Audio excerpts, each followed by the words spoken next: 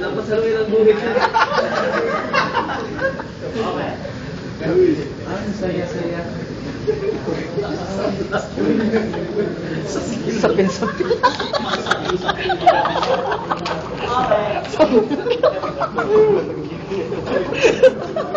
Ay, dito sapin. Iko, di ka ba na?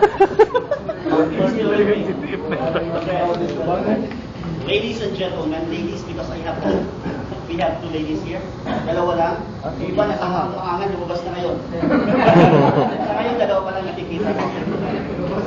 May isa pang salita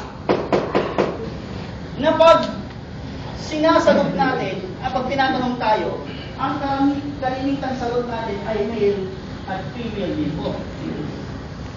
Ano po ang salitang yun? Other than gender. Thank you very much. What is this word? Sex. Everybody say it. Sex. May dating. Sex. May na. Sex. Pakisabi sa katabi. Bread. Kapo dito, bread, sex. Hindi ang dalawang yan.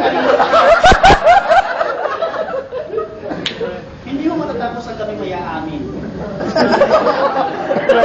Hindi naman talaga. Kaya nagatin kayo sa doubtful sa When I gender. asked you to say the word, everyone said sex. When I asked you to say it again, you said sex. But you started laughing when I asked you to say it to the person next to you. Why? Lambot.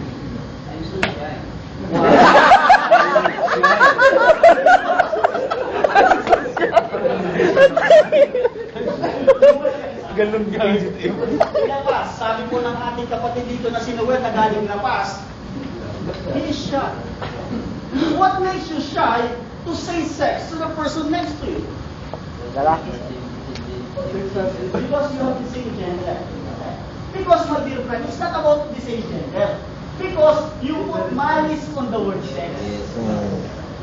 That's the basic reason. Because kung malisyoso ang pagkakaintindi mo sa salita, that's when you started laughing. That's when you started to feel shy. Diba? Mahiya ka kasi nalako ka pag magkikipag-sex ako. Did I say, tell you it make you have sex? No. I just asked you to say the word sex to the person next to you. And yet, you already started laughing because there is malice. Iba kasi ang pick-up nyo. Ang pick-up nyo ng salitang ito ay walang iba kung yung salitang gender. TG sir, TG. Sir, tariki. Tariki. Tariki. TG. TG. Turjak.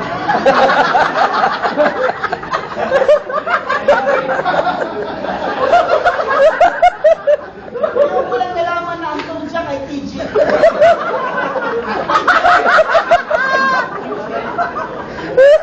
Okay,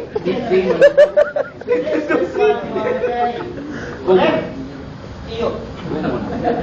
No doubt, when I asked you the word sex, what came into your saturated and very busy mind is the word iyo. Tuye. Correct? That's why you started laughing. Now, I cannot blame you. Because that word is used anywhere, including movies, that when somebody says in the movie, especially American movie, can we have sex? Wala nang ibang tinutumbok. Pero ngayon medyo nagbago na po kasi hindi na po tayo gumagamit ng salitang, bihira ko nang marinig yung salitang sex sa mga American films or English-speaking films. Ano na sinasabi nila? Siya masyadong pangkanto. Pang-class D and E yan. Ang pang-class C, you say, no?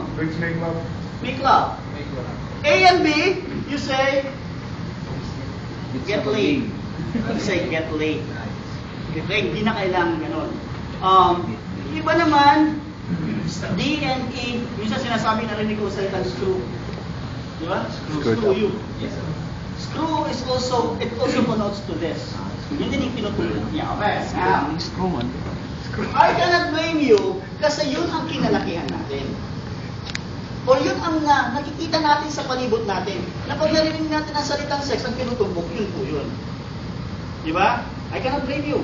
Because say you're wrong. Kasi yun ang nakagisnan mo eh. Na ang salitang sex, yun ang tinutumbok. Pero kung mawalang galang na ko, but sex usually refers to